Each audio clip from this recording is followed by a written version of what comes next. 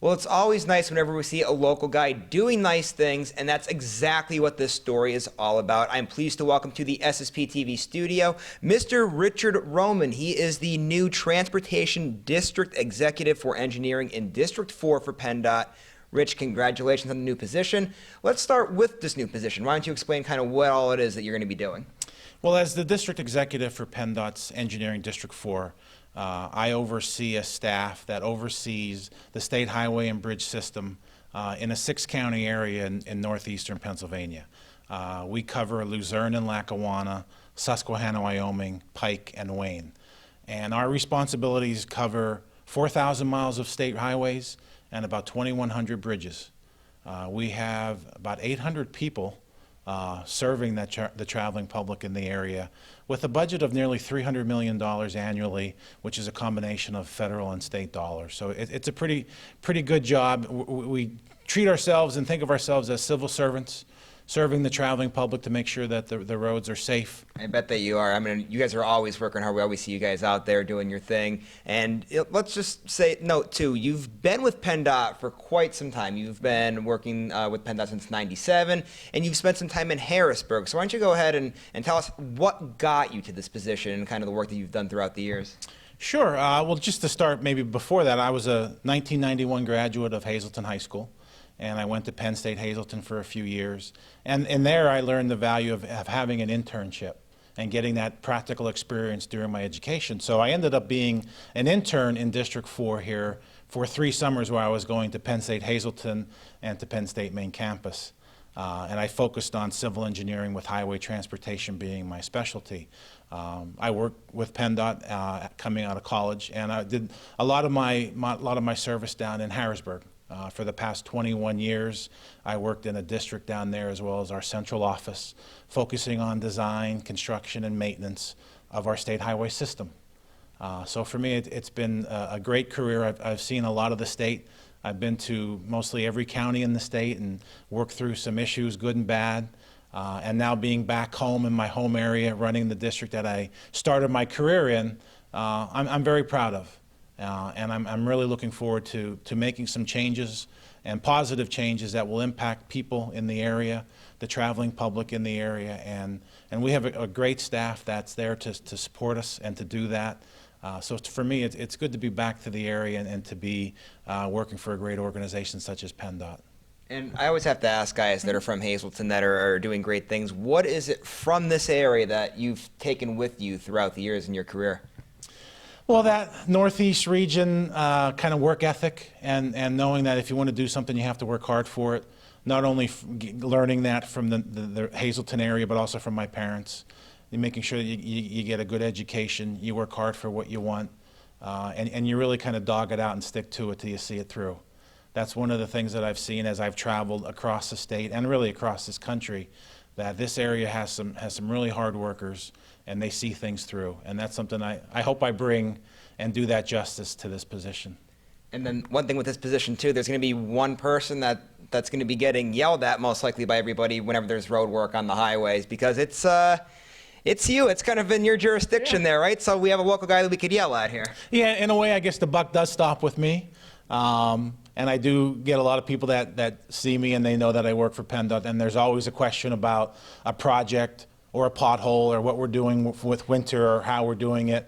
To me, that's a casualty of the job, but it's one that I don't mind because I am proud to work for PennDOT.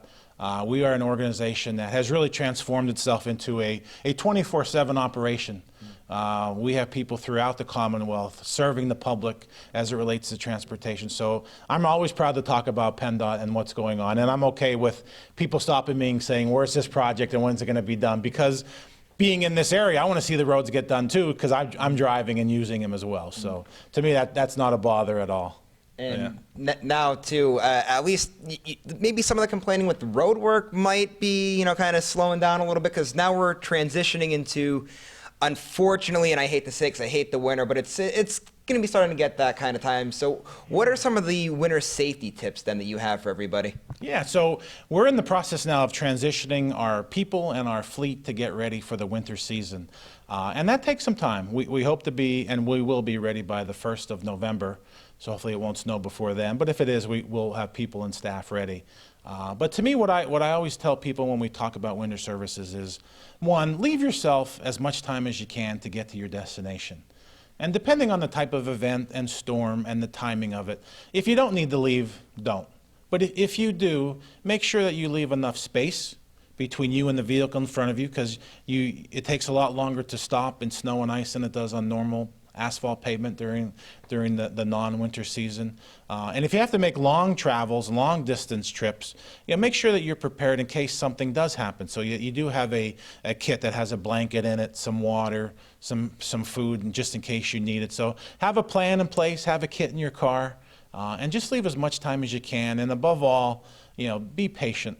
Because in the end, our staffs are out there plowing snow and salting the roads and trying to do our best with it.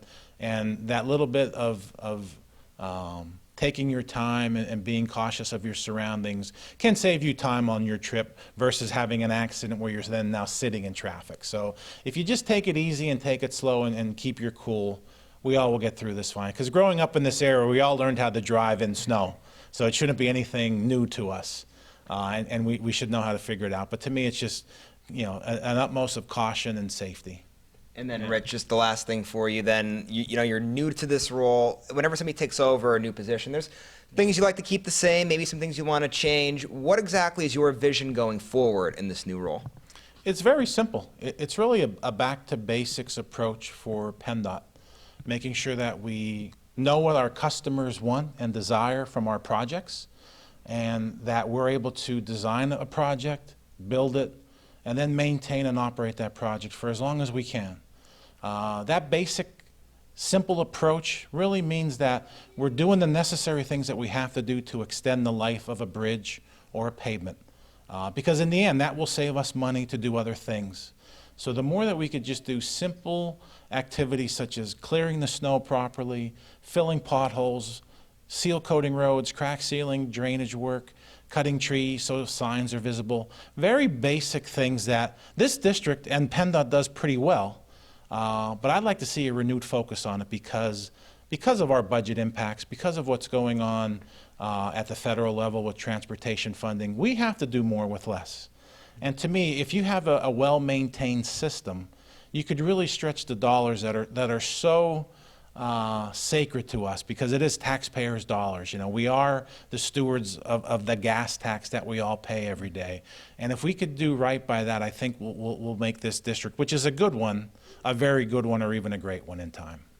All right, Rich, well, thank you so much for coming in and talking to us. Best of luck in the new position. And everyone, I got to tell you, great guy here. So if there's some road work going on, don't yell at him, because he doesn't deserve it.